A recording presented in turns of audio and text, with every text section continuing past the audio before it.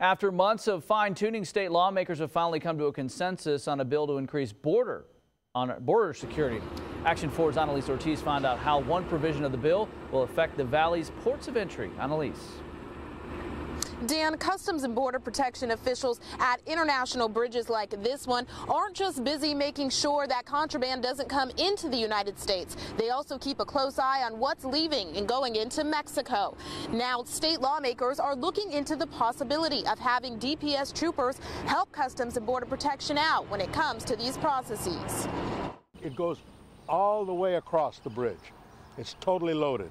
Since 1966, Sam Vail, the owner of the Star Camargo Bridge Company, has watched as traffic across our international borders has boomed.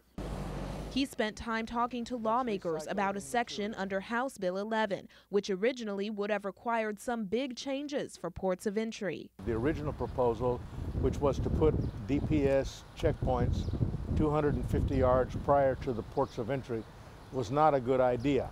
Vail feared this could affect toll revenue and businesses in the Rio Grande Valley. If you're hurting the retail sales and you're hurting the shippers who cannot get their trucks back across the border effectively, then I think that it is not in the best interest to be going forward. But that part of the border security bill has since been amended. Now, instead of the Department of Public Safety having their own checkpoints, lawmakers want troopers to consider giving Customs and Border Protection a helping hand when looking for weapons, fugitives, or other contraband in cars that are entering Mexico.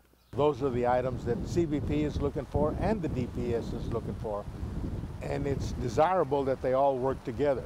Some Valley residents say the simple presence of DPS troopers at international bridges would make them feel safer. They're not taking nothing away from Customs, but people usually react when they see a black and white car. They respect DPS officers, and I think it's just a great idea they do something like that. Vail says the final version of the bill is a more practical way to approach safety at bridges like his. And at the end of the day, that's what matters most to him. We all live here. We all have family and friends here.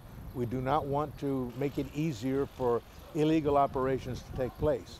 Now, Action 4 News did reach out to U.S. Customs and Border Protection and the Department of Public Safety, but both agencies cannot comment on pending legislation. Again, that bill now sits on Governor Abbott's desk awaiting approval. Live from the Far Reynosa Bridge, Annalise Ortiz, Action 4 News. All right, thank you, Annalise.